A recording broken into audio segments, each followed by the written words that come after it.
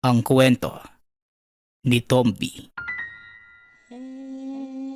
Ang kwentong ito ay hango sa totoong buhay. Mula ito sa isa nating tagapakinig. Karanasan ito ni Apollo.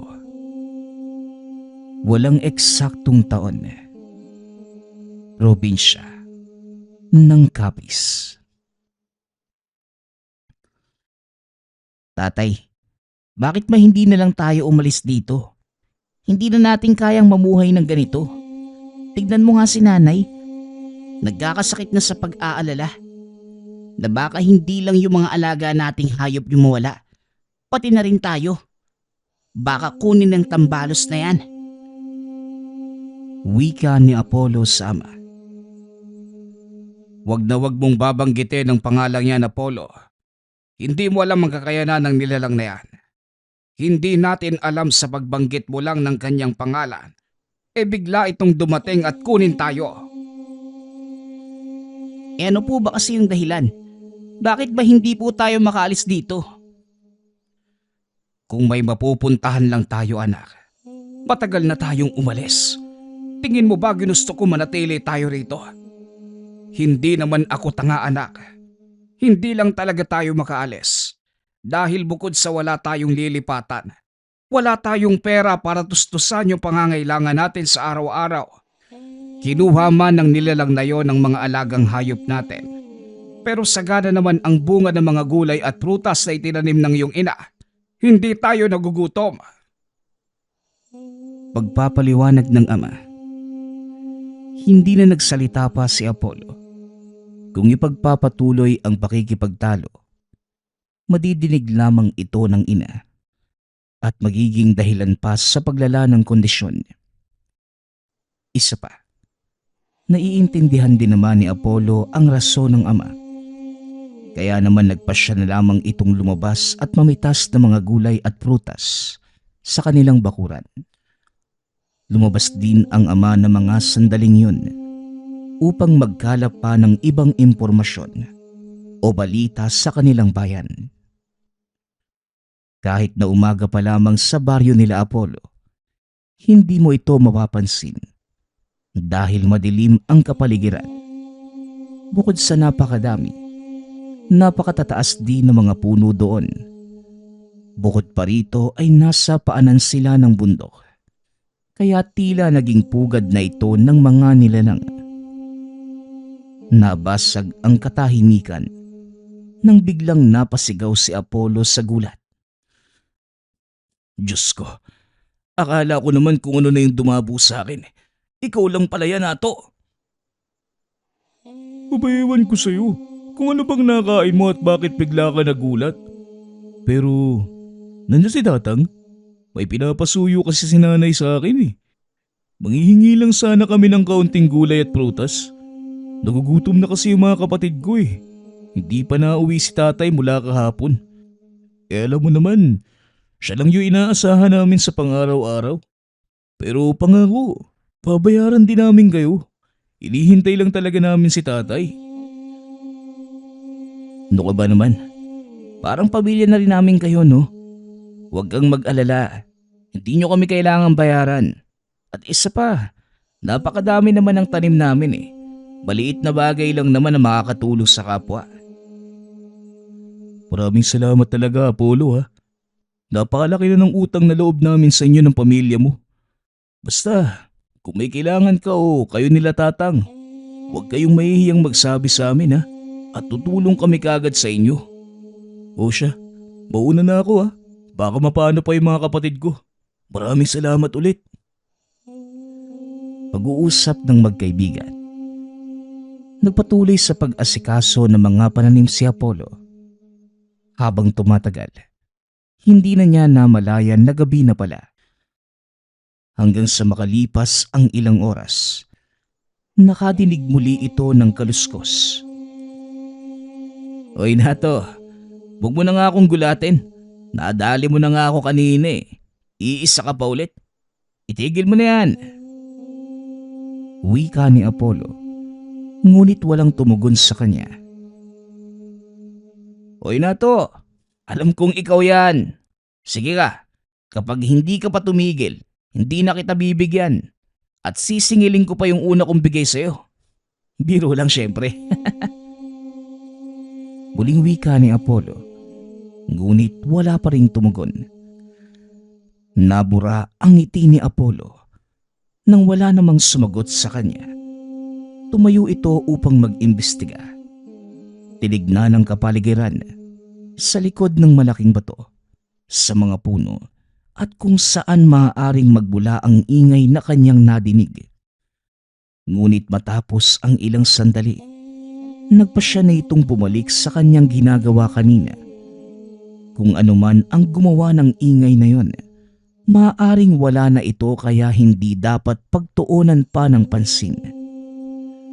Ngunit kahit anong gawin ng binata, hindi ito makatuon sa ginagawa dahil hindi maalis ang pakiramdam na tila may nanonood.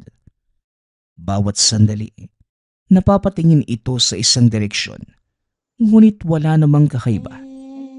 Parehong mga puno, parehong bato, at parehong korte pa rin ng mga anino.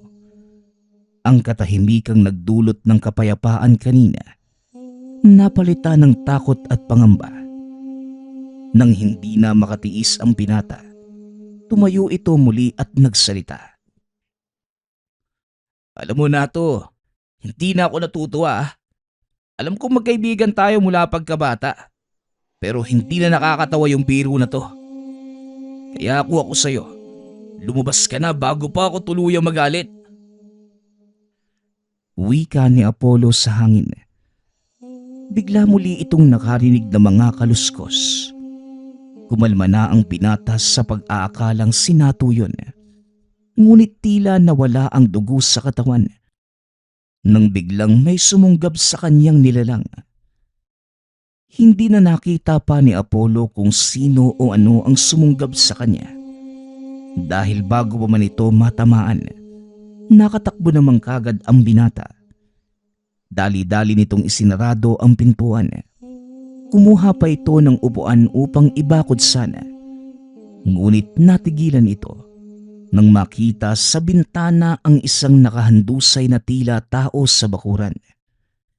Hindi kagad binuksan ni Apollo ang tahanan. Sinuri muna ang nilalang sa bakuran. Nakatingin lamang sa bintana.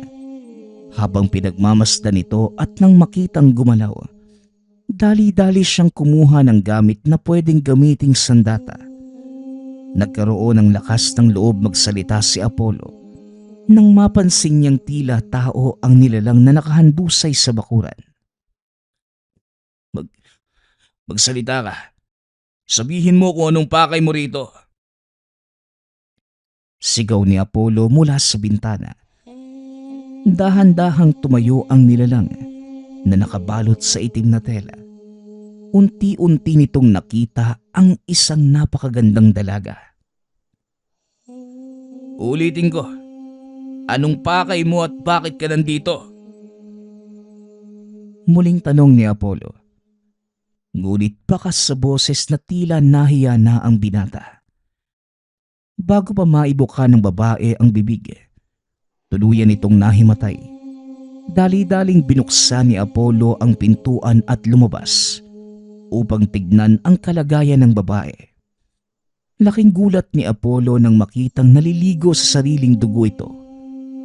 Kagad niya itong ipinasok sa tahanan upang magamot ng ina. Isinara ng binata ang pintuan nila ng maigi kung sakali mang may sumunod o nagmamanman sa kanila. Kahit papano, meron silang proteksyon. Makalipas ang ilang oras, nagising na rin sa wakas ang dalaga. Kaagad itong inalalayan ng ina at kumuha ito ng maiinom ng dalaga. Ano bang nangyari sa'yo, iha? At bakit parang napakadami mo namang saksak sa katawan? Uminom muna ng tubig ang dalaga at nagmasid sa paligid. Tila meron itong tinataguan. Ako nga po pala si Amara. Galing po ako sa kabilang bayan. Wika ng babae. Napaiyak pa nga ito bago magpatuloy sa pagsasalita. Sa bayan kasi namin, naghahanda talaga kami ng mga hayop na iaalay sa masamang nilalang.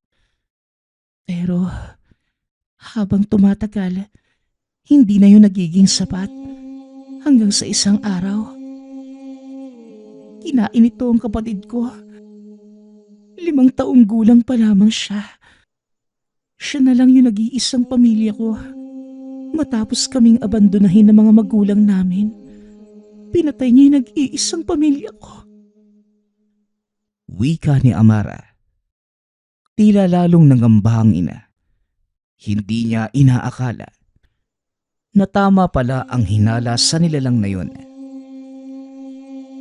Matapos yung insidenteng yun, natahimik naman muli yung bayan namin.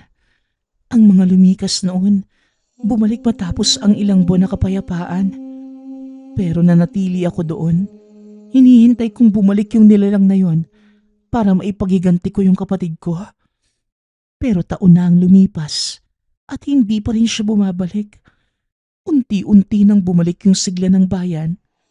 Pero yung katiting na pag-asa ng bayan namin, nawala nang bigla itong bumalik. Teka Amara, ang tinutukoy mo ba ay si Tambalos? Manahimik ka. Hindi dapat binabanggit ang pangalan ng nilalang na yan. Alam mo bang kapag nabanggit mo ang pangalan yan ng 3 beses, matatawag mo ito. Wika ni Amara. Nagkatinginan ang mag-ina. Hindi nila alam na kahit pala ang pagbanggit ng pangalan nito, magdudulot ng peligro sa kanilang bayan. At paano mo naman nalaman yon, iha? Natahimik at napaatras ang dalaga sa tanong na yon. Tila may ayaw itong sabihin. Hindi na pinilit pa ng mag-ina ang tanong na yon. Nagpatuloy na lamang sila sa paggamot sa dalaga. Kung hindi mo mamasamain, pwede ba naming malaman kung sino yung gumawa nito sa'yo? Hindi ano, kundi sino. O sige, sino ngang umatake sa'yo? Hindi ko rin sigurado kung ano yun. Pero sa tingin ko, ito na yung masamang nilalang na yun. Lumabas ako ng bahay nang madinig ko ang kumusyon sa labas. Nakita kong marami nagtatakbuhan. Bit-bit nila yung mga damit at kung ano man yung iba nilang kayang bitbitin. Marami nagsisigawan. Sigaw ng galit. Takot at meron din nakitang sumisigaw sa hinagpis. Nang makita ko kung saan nagmumula yun, kaagad kong nakita yung hawak ng babae. Napatigil si Amara sa pagkakwento. Tila hindi masikmura ang sumunod na nangyari. Anong nakita mo? Nakita kong hawak-hawak ng ina yung 4 na taong gulang niyang anak. Napakahigpit ng kapit niya roon. Sa ibabang bahagi naman, isang napakaitim na nilalang na napapaligiran din ng itim na usok. Kinakain pala nito yung binti ng bata. Kung pwede ko lang mabura yung nakita kong yun, gagawin ko. Ilang araw na ako hindi nakakatulog. Naaalala ko yung nag-iisa kong kapatid. Kung anong takot at sakit ang naramdaman niya nung siya yung nasa kalagayang yun. Pero paano mo nakuha yung mga sugat na yan, iha? Hindi ko rin po alam eh. Bakit ko nagawa yun? Bigla na lang pong kumilos yung katawan ko.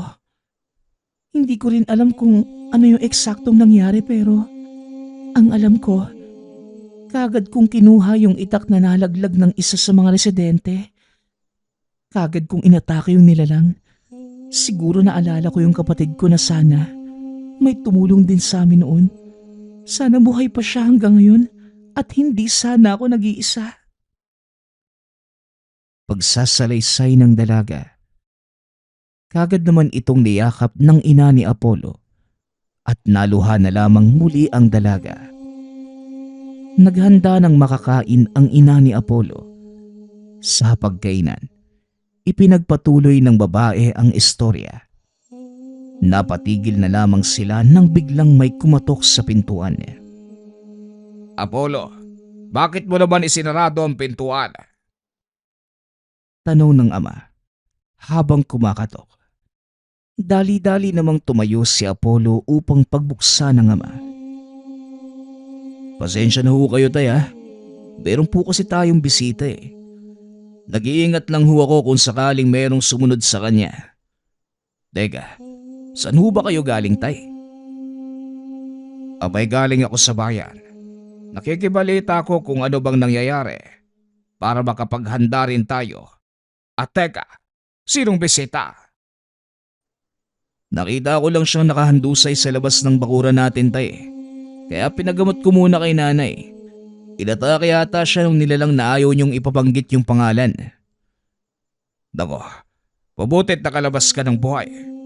Kung hindi mo mamasamain, nakita mo ba yung nilalang? Alam mo kasi, wala pa ni isa sa aming bayan na nakakita sa nilalang na yon. Sa kabutihang palad, wala pa namang napapabalitang pinatay. Pero sa tingin namin, nakakatakot ito dahil kumakain ng laman. Sinasabi ko na sa'yo, tama ang kutob ko. Ngayon mga hayop pa lang ang kinakain ng nilalang na yon. Pero sa susunod taon na, tingnan mo yung nangyari kay Amara. Kinain ito yung kanyang kapatid at munti ka na nitong matuluyan yung isa pang bata doon. Teka, ilang taon na ba ang kapatid mo, Amara? 5 taon po noon. Kung tama ang pagkakaintindi ko, maaari mga bata ang nais kainin ng nilalang na yon. Siguro nagsawa na ito sa maliliit na hayop, katulad ng kambing natin at ang susunod na gusto nito. Mga bata na. Mabuti na lang. Wala tayong bata dito sa bahay natin. Sinubukan pa ng ama na magbiro. Ngunit walang tumawa dahil seryoso ang usapang yun. Nabalot ng katahimikan ang paligid. Pasensya na. Kung hindi naging maganda ang biro ko. Masyado na kasi tayong takot eh. Hindi ito maganda sa kalusugan ng nanay mo. Pero kung tama man ang naiisip ko, kailangan na nating bigyan ng babala ang taong bayan, lalo na ang may mga anak. Hindi natin alam kung kailan aatake ang nilalang na yon. Kaya mas mabuti pang handa tayo. Pero tay, sino naman po yung maniniwala sa atin? Wala naman tayong dalang ebidensya o kahit anong pruweba sa sinasabi natin eh. Maaari mang hindi lahat maniwala sa atin, anak. Pero ang importante, binalaan natin sila. Wala naman sigurong masama kung maghanda, hindi ba? Kung mamarapatin niyo po, isa rin sa rason kung bakit ako napadpad dito, sinabihan ako nung ina ng batang nailigtas ko. Ang sabi niya, merong nakakaalam kung paano puksain yung kasamaang yun. Ano nga ulit yung pangalan niya? Manang Gabriela. Si Manang Gabriela, manggagamot yun ah. Pero hindi naman imposible. Total marami siyang alam na paraan ng panggagamot. Pero kung alaman niya kung paano puksain ito, bakit hindi man lang niya nasabi sa iba o kahit kanino man? At isa pa, napakalayo naman ng bayan ni Manang Gabriela sa bayan niyo. Paano ka naman nakakasigurado na tama yung sinasabi ng babae sa'yo? Wala namang magandang dahilan kung bakit magsisinungaling yung isang nanay na nailigtas ang kanyang anak. At isa pa, mas mabuti ng kahit papano, may kaunting pag-asa na tuluyang mapapaalis yung nilalang na yun kesa sa wala. Mas mabuti pang sumubok tayo kesa habang buhay magtago dahil sa takot. Tama ka naman dyan, Iha. Pero alam mo ba kung saan nakatira si Manang Gabriela? Napailing lang ang dalaga. Hindi niya alam kung saan nakatira ang manggagamot na hinahanap. Hindi man alam kung saan pupunta. Naghanda pa rin ng gamit ang mga ito. Muling pinalalahanan ng ama ang dalawa na mag-ingat at pinabaunan niya ito ng sandata, makakain at maiinom ang dalawa. Nag-abot din ng gamot ang ina kung sakaling magkaroon ng problema sa paglalakbay. Nagpaalam na ang dalawa at lumabas na ng tahanan. Tahimik ang paglalakbay ng dalawa. Tanging madidinig mo lamang ay mga huni ng ibon at iba pang maliliit na insekto.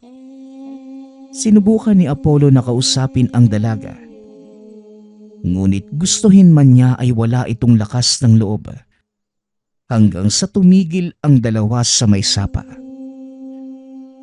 Maganda sigurong hugasan muna natin yung mga paa natin, lalo na't punong-puno ng putik. Ito din ang pagkakataon upang linisin ang sarili at sumalok ng tubig na kakailanganin natin. Hindi maiwasan ni Apollo na tignan ang dalaga. Bukod sa napakaganda, napakahinhin din itong kumilos.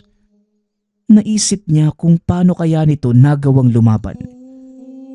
Napangiti na lamang sa sarili si Apollo na kagad namang napansin ni Amara. Teka, Apollo, meron ba tayong problema? Tanong ni Amara. Kagad naman itong napailing. Tumingin sa ibang direksyon. Nahiya ang binata at nag-alala din na maaaring hindi maganda ang isipin ng dalaga sa kanya. Nagpatuloy sa paglalakbay ang dalawa. Halos 2 araw din ang lumipas. Kaunting balakid lamang naman ang kanilang nakaengkwentro. Hanggang sa napadpad sila sa isang baryo. Nakakatakot ang lugar na yon. Tila nasa ibang dimensyon at punong-puno ng mga bahay na tila walang naninirahan. Parang gawa ito sa mga sunog na kahoy. Ang bakuran ay napapalibutan ng mga patay na halaman at ang mga puno ay sobrang itim at tuyong-tuyo. Sigurado naman ang dalawa na ito na ang lugar na hinahanap. Napakabaho naman dito. Parang amoy sunog na buhok. Napakadumi dito. Hindi ko maisip na merong kayang manirahan sa ganitong kondisyon. Hindi man kami mayaman, pero nakakasiguro ko malinis yung bayan namin. Tama ka. Napakatapang nga ng amoy dito eh. Pero alalahanin natin, napugad ito ng mga mangkukulam at mambabarang. Huwag tayo magpapakampante. Hindi natin alam kung sino-sino yung mabubuti at kung sino ang hindi. Mahirap na at baka tayo mapagbuntungan nila. Kagad namang nagtago ang dalawa at nag-ingat. Minabuti nilang walang makakita sa kanila o makarinig man lamang sa mga yapak. Lumipas ang ilang minuto at napaisip ang dalawa.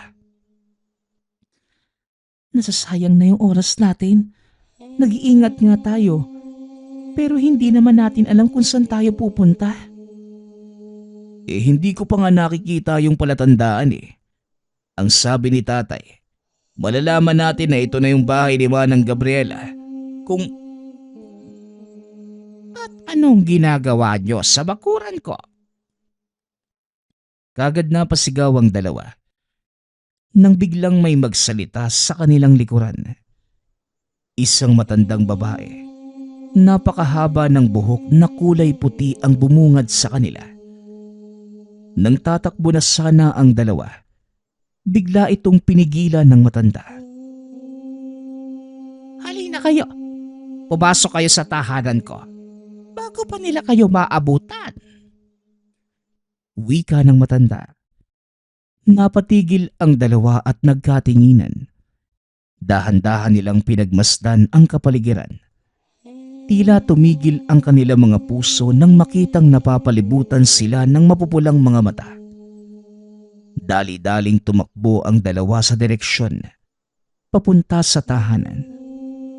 Kagad namang isinara ng matanda ang pintuan. Nabahala ang dalawa nang bigla nitong ikandado ang harang. Bigla ding napahalakhak ang matanda. Kaya naman naglabas ng sandata ang dalawa. Mukhang sinadya niya siguro yung mga mata sa labas. para matakot tayo at mapunta rito. Siguro nga. Pero tandaan natin yung sinabi ni tatay. Parang meron silang pinagsamahan nun eh. Para masabing tutulungan niya tayo kung banggitin natin ang pangalan niya. Abay, wag na kayong magbulungan dyan. Bukod sa kilala ko at alam ko ang pakay ninyo, hindi ako masamang tao. Sigurado naman akong nabanggit ni Sergio na may utang na loob ako sa kanya. Kaya makakasigurado kayong walang mangyayaring masama sa inyo. Sa kamay ko. Total, alam niyo naman po ko nung pakay namin. Pwede niyo po bang sabihin sa amin kung paano puksa inyong nilalang? Napakatapang mo namang babae para sa napakaamo mong mukha. Pero gusto kita. Simple lang naman ang sagot ko. Kailangan nyo lang kunin ang mahiwagang bato na pagmamay-ari ng Tambalos. Dito niya kinukuha ang kanyang kapangyarihan. Kung ganun po, bakit hindi niyo sinabi sa taong bayan na ito lang pala yung solusyon? Di sana hindi na maraming buhay pa ang nasayang. Mukhang nakalimutan mo yata, iho. Hindi mo pa tinatanong sa akin kung nasaan ang mahiwagang bato. Saan nga po ba makikita yun? Sa puso mismo ng Tambalos. Marami na ang sumubok, iho. Ngunit walang ni isa ang nagtagumpay. Halos nawala na rin ng pag-asa ang mga nakakaalam. Kaya naman wala nang nagtanong pa sa akin kung paano ito mapuksa. Ang huling nagtanong sa akin ay mag-asawa. Parang bata pa ang mga ito. Pero ang sabi nila sa akin, gusto nilang puksain ang nilalang para sa kinabukasan ng kanilang dalawang anak. O hanggang 2 beses ko lang babanggitin ang pangalang yun sa isang araw. Dahil pag sinabi mo ito sa pangatlong beses, malalaman ito ang iyong lokasyon. Bali, totoo po pala yung mga kwento-kwento. Abay, oo naman, iho. Hindi ba't sinabi sa iyo ng kasama mo kung bakit tinuntirya ng nilalang ang pamilya niya? Namutla at tila napaluha si Amara nang sabihin niyo na matanda. Teka, anong sinasabi niyo, Manang Gabriela? Amara, Kung ano man ang nangyari, hindi mo na kailangan pang malaman. Pagkatapos naman ng misyong to, hindi na natin kailangan pang magkita, Apollo eh. Naku, iha! Hindi mo ba alam ang importansya ng pagiging tapat sa iyong kasama? Paano kanila pagkakatiwalaan kung hindi ka magiging tapat sa iyong nobyo?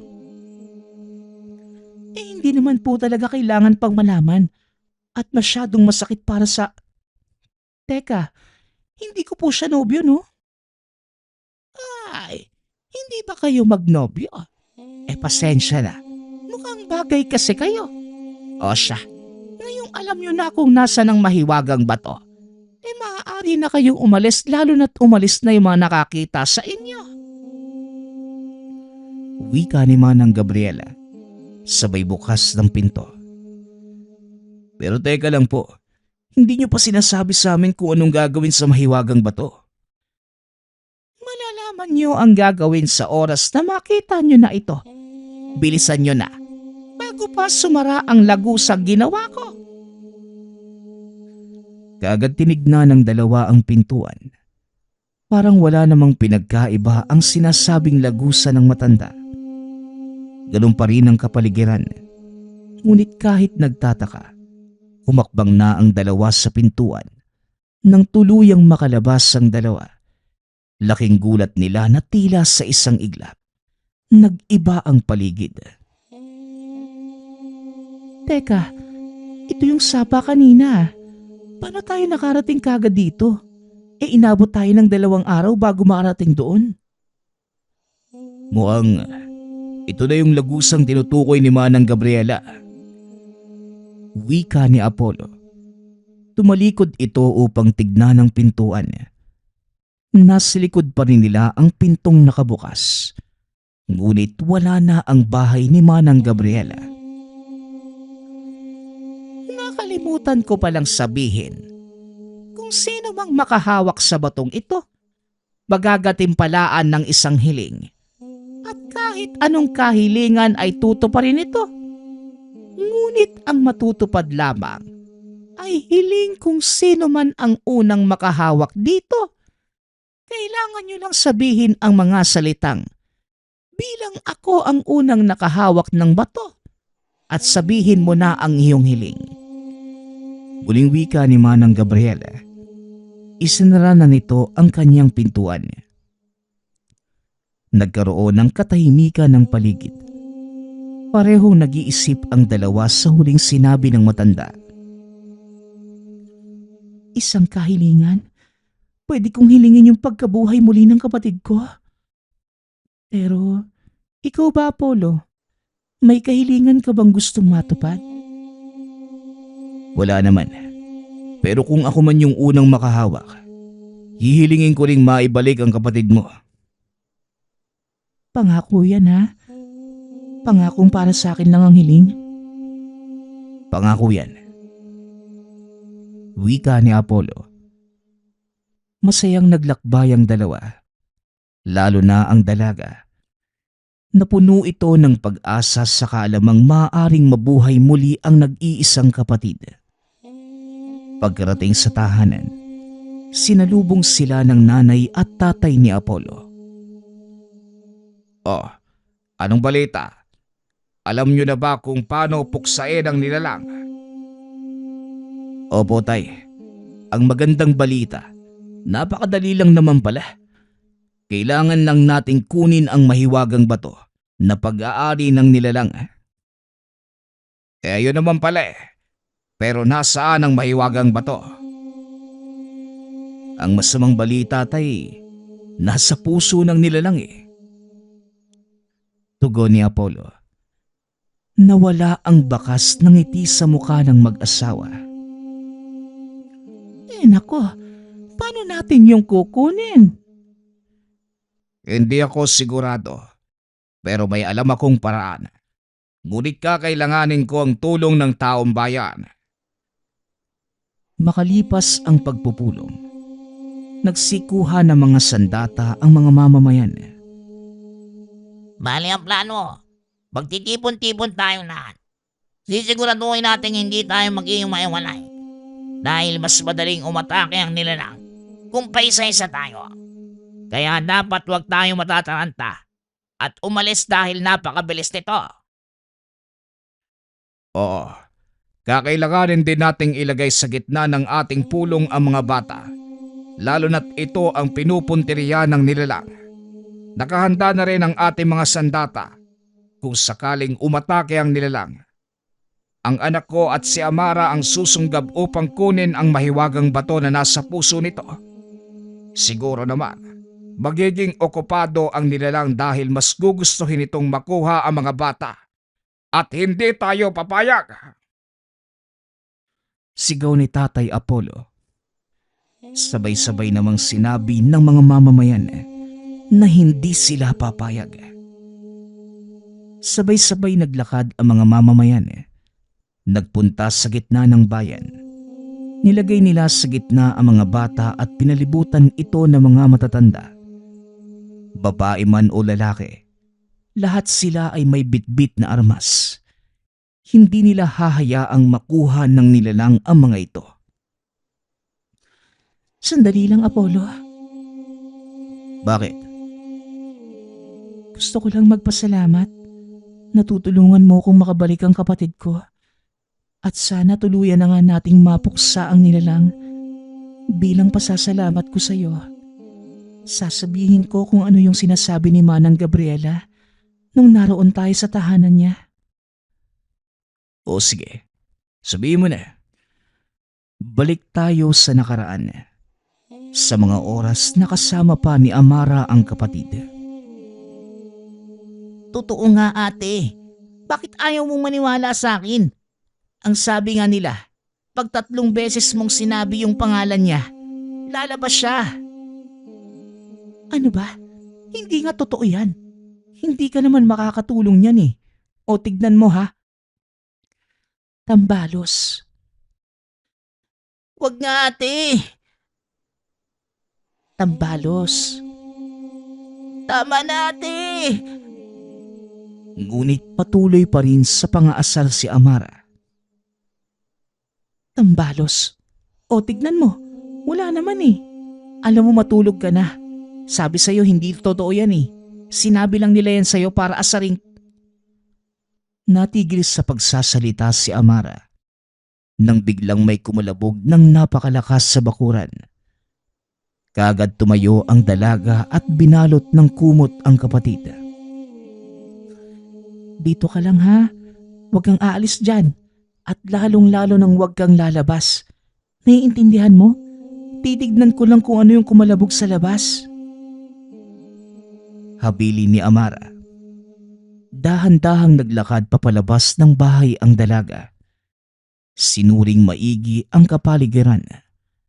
Matapos makasiguradong walang nilalang o kung sino man ang nasa lupain nila, nagpunta na muli sa loob ng tahanan ang dalaga. Wala naman akong nakita sa labas, kaya hindi natin kailangan pang mabahala. Anong gusto mong kainin para Nasaan ka? Tanong ni Amara. Kagad itong tumakbo sa silid ng kapatid. Napaluhod na lamang ang dalaga nang makitang bukas ang bintana. Wasak ang paligid nito na tila may malaking nilalang na nagpumilit na ipasok ang sarili at nasira. Punit din ang kumot na ipinambalot sa kapatid. At nang buklatin niya ito ay nalaglag ang isang tsinelas. Napahagulgol na lamang ang dalaga habang yakap-yakap ang kumot at tsinelas nito. Nadumihan ang muka at damit ng dalaga sa bakas ng dugo ng kapatid. Tuluyang nawala ng pag-asa si Amara nang makita sa labas ng tahanan ang braso ng kapatid. Walang ibang ginawa ang dalaga ng buong gabing yun, kundi umiyak ng umiyak. Balik tayo sa kasalukuyan. Inilibing ko ang braso ng kapatid ko sa likod ng bakuran namin. Matapos ang ilang araw, hindi ko lubos matanggap na wala na yung nag-iisa kong kapatid. At ang masaklap, ako pa yung dahilan. Kung sakali mang kakailanganin ng alay sa misyong ito, hiling ko lang sana ako ang ialay mo para mapagbayaran ko ang kasalanang ginawa ko. Paano na lang yung kapatid mo kung mabubuhay siyang wala ka? Iiwan mo siyang mag-isa sa lugar na wala ng ate niya? Wala din yung mga magulang niya. Sigurado ako malulungkot yung kapatid mo. Kaya huwag kang mamatay para sa kanya. Mabuhay ka para sa inyong dalawa. Ngumiti na lamang ang dalaga. Naghanda na ang mga ito upang atakihin ang nilalang. Hanggang sa nang makarating sa isang espasyo, tumigil sa paglalakad ang mga mamamayan. Sabay-sabay nilang binanggit ang isinumpang pangalan. Hindi kalaunan, dumating nga ang nilalang. Napakalaki at napakaitim. Meron ding itim na usok na pumapaligid doon. Napaubo pa nga ang ilang mga mamamayan. Ngunit hindi inaalis ang tingin sa nilalang. Bigla itong umungol ng napakalakas. Bahagyang napayuko ang mga tao upang takpa ng mga tenga. Huwag niyong hahayaang makalapit ang tambalos sa mga bata. Paalala ng tatay. Kagad namang sumugod ang nilalang. Nasugatan ang ilan sa mga mamamayan ngunit nagpatuloy sila sa paglaban. Kung sabay-sabay nating atakin ang nilalang, siguradong ihina rin yan. Wika ng isa sa mga mamamayan. Patuloy lamang sa pag-atake ang mga ito. Ngunit tila walang nangyayari.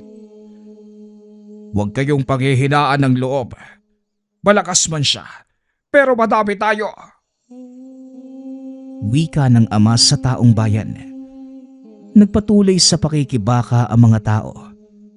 Habang ang dalawa naman naghahanap ng paraan upang buksan ang dibdib. Apollo, tatalon ako sa mataas na batong yun para tumingala sa akin yung nilalang. Habang nasa taas ako, pumunta ka sa ilalim at hiwain mo yung dibdib niya. Mungkahi ni Amara. Tumango si Apollo at nagsimula na ang dalawa sa plano. Napatingin ang nilalang kay Amara nang sumigaw ito. At tulad ng napagplanuhan, tumingala nga ang nilalang. Kagad tumakbo si Apollo upang hiwain ang dibdib nito. Sumigaw ng napakalakas ang nilalang. Lalong naging agresibo. Natamaan ito ang ilan sa mga mamamayan at nagsiiyakan na ang mga bata. Sinubukan ng grupong umiwas ng sabay-sabay nang hindi naghihiwalay. Hinabol ni Apollo ang nagwawalang nilalang.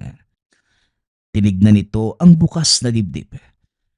Napatigil si Apollo sa paghabol at tila natulala sa nakita. Isang batong kulay ginto na sobrang kinis. Nakikita niya ang kanyang refleksyon. Parang awa mo na. Tapusin mo na ang buhay ko. Wika ng tinig na tila galing sa batong nasa dibdib ng nilalang. Bumalik sa wisyo ang katauhan ni Apollo nang mawala sa paningin ang dibdib ng nilalang. Anong nangyari, anak? Huwag mo sabihin ngayong ka pa naduwag. Nasa gitna tayo ng digmaan. Hindi, tay. Kinausap po ako ng puso ng Tambalos. Pakiramdam ko, ang mahiwagang batong sinasabi ni Manang Gabriela ang pinaglalagyan ng kaluluwa niya.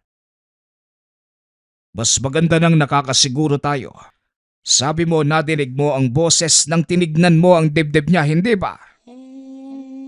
Mga kabayan, kailangan nating mapanatili sa isang lugar ang Tambalos. Palibutan natin ito at huwag nating hahayaang makaalis. Turo ng ama sa mga tao. Kagad namang pinalibutan ng mga ito ang nilalang. Sumama sa gitna si Apollo. Muli niyang tinitigan ang dibdib ng nilalang. Parang awa mo na. Tapusin mo na ang buhay ko. Kunin mo ang batong ito para mahiling mong matapos na ang sumpa ko. Wika ng tinig. Teka, hindi ba mamamatay ka kung kukunin ko ang bato sa puso mo? Bakit hindi na lang kunin ko yon at iba ang hilingin ko? Tanging ang hiling lang ng batong ito ang sapat na makapangyarihan upang tapusin ito. Kung kukunin mo lang ang bato ko at hihiling ka ng ibang bagay, matapos matupad ang hiling mo, mabubuhay at mabubuhay pa rin ako. At paano ako makakasigurong totoo yung sinasabi mo? Wala akong makukuha sa pagsisinungaling ko sa'yo. Bilisan mo na bago pa ako lumakas. Nagmamadaling wika ng nilalang. Kagad tumakbo si Apollo upang hawakan ang dibdib ng nilalang. Bilang unang nakahawak sa batong ito, hinihiling kong mawala na ang... Anong ginagawa mo, Apollo? Pero ang hiling lang ang tuluyang makakapagpawala sa Tambalos. Pero nangako ka sa akin na gagamitin natin yung hiling para maibalik ang kapatid ko. Nakalimutan mo na ba? Hindi na natuloy pa ang pag-uusap ng dalawa nang maitapon ng nilalang si Apollo. Muling sumigaw si Tambalos ngunit mas malakas pa kesa sa mga una. Tila mas tumalakas pa ito at dahil tumilapon ang ilang mamamayang natamaan ni Apollo, nagkaroon ito ng lagusan upang makatakas. Kinuha nito si Amara at ilan sa mga batang kasama nito at kagad umalis. Teka, yung anak ko! Kailangan natin itong sundan bago pa nito mapatay ang mga bata. Mag-iwan kayo ng mga magbabantay sa bata at ang iba. Sumama sa amin. Tara na, Apollo. Iligtas na natin sila, Amara. Sinunda ng mga mamamayan ang bakas ng sirang mga puno at nahukay na lupa. Siguradong dito dumaan ang nilalang. Tara na mga kabayan. Maging alerto tayo dahil hindi natin alam na maaaring nasa paligid lamang ang nilalang. Sinunda ng mga tao ang tatay ni Apollo. Kalaunan, nakarating sila sa isang kuwebang hula ng mga taong ito ang lungga ng nilalang. Napakadilim at tarik ng lugar. Mabuti na lamang ay sanay ang mga tao sa kadiliman dahil hindi masyadong nahirapan ang mga ito para makakita. Dahan-dahang naglakad papasok ang mga ito hanggang sa makarating sila sa isang malawak na espasyo ng lugar. Dito nila nakita ang mga nag-iiyakang mga bata at nasa harap ng mga ito si Amara na nagsisilbing pagitan sa nilalang at sa mga bata.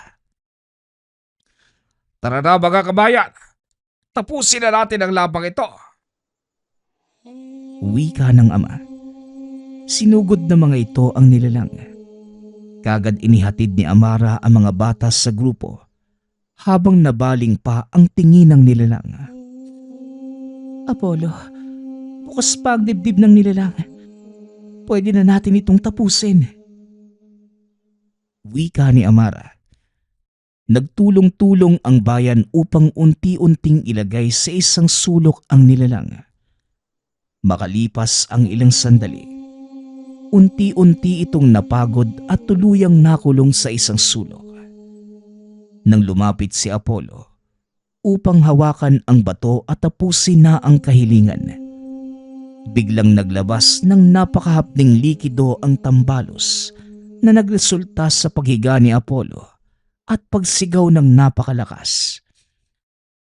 Kagad siyang nilapitan ng ama at ina upang alamin kung paano nila matutulungan ang anak sa paglunas nito. Tila ito na lamang ang huling sandata ng tambalos. Kitang-kita ang pagpayat at pagbagal ng pagkilos nito. Kagad namang lumapit si Amara at hinawakan ang bato. Amara, bago mo sabihin ang iyong hiling, Hindi. Napakadali mong sabihin ang bagay na yan. Dahil wala kang kapatid, kaya hindi mo alam ang nararamdaman ko. At isa pa, nandyan ang nanay at tatay mong nagmamahal sa'yo pero ako wala. hindi Amara. Gusto ko lang sabihin sa'yo na ituloy mo na ang hiling mong maibalik ang kapatid mo. Pwede naman tayong magtulungan lalo na ngayon eh. Alam na natin ang kahinaan ng tambalos. Hindi na namin kailangan pa matakot. Pero ikaw, ang hiling mo hindi matutumbasan ng kahit anong bagay sa mundo. Kaya sige na, ituloy mo na. Tumingin muli si Amara sa dibdib ng tambalos. Hinawakan ang bato. Ipinikit ang mga mata at nagsalita. Bilang unang nakahawak sa bato, ang hiling ko ay ibalik mo ang kapayapaan ng bayang ito at tuluyang ka ng maglaho. Wika ni Amara, kasabay ng pagpatak ng luha sa mga mata. Biglang nanginig ang kalamnan ng nilalang. Unti-unting lumabas ang ilaw sa loob nito.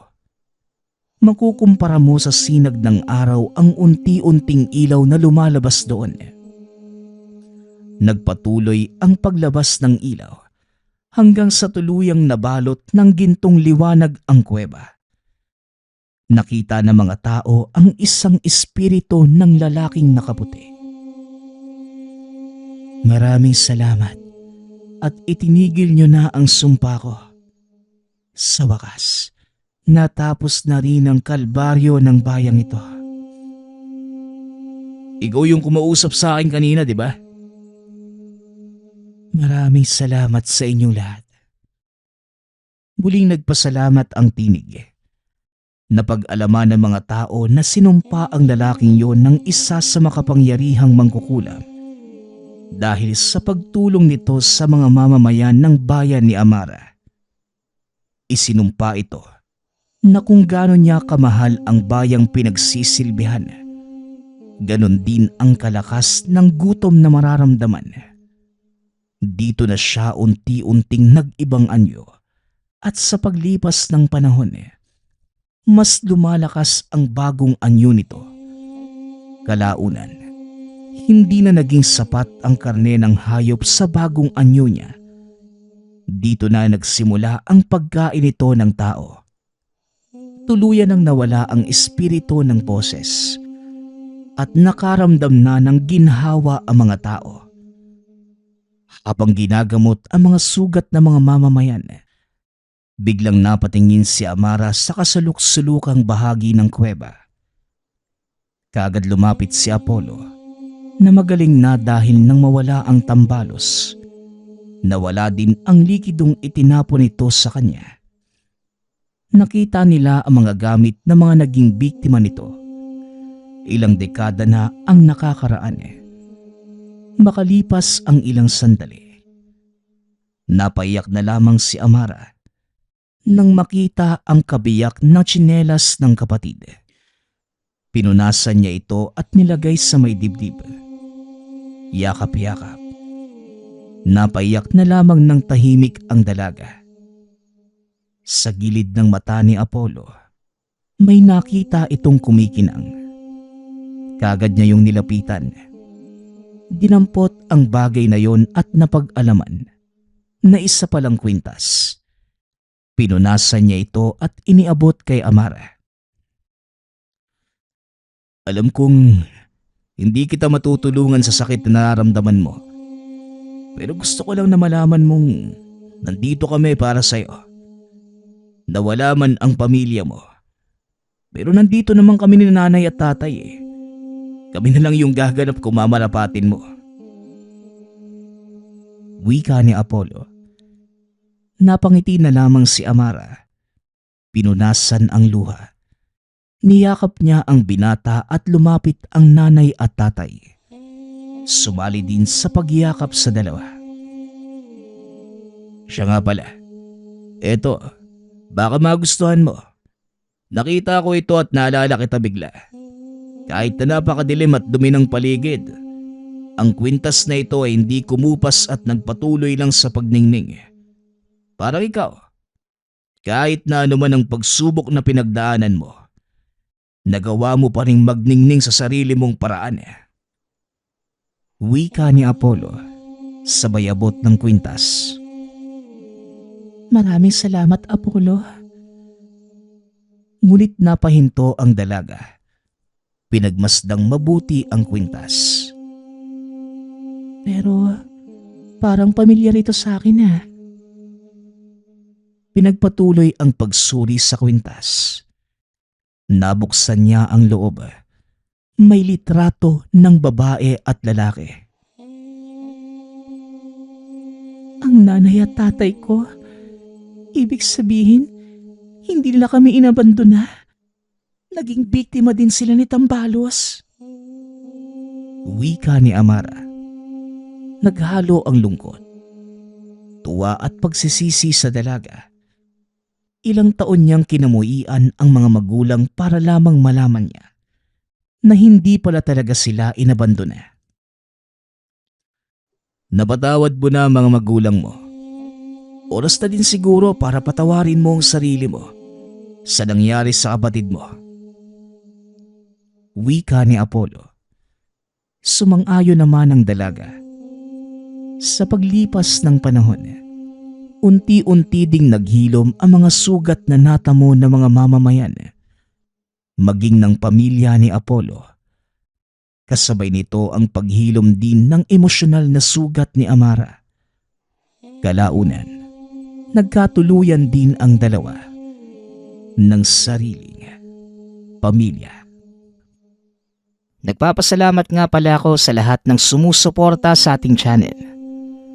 Nawa ay patuloy niyong suportahan at pakinggan ang ating mga kwento. Hanggang sa muling pakikinig. Paalam.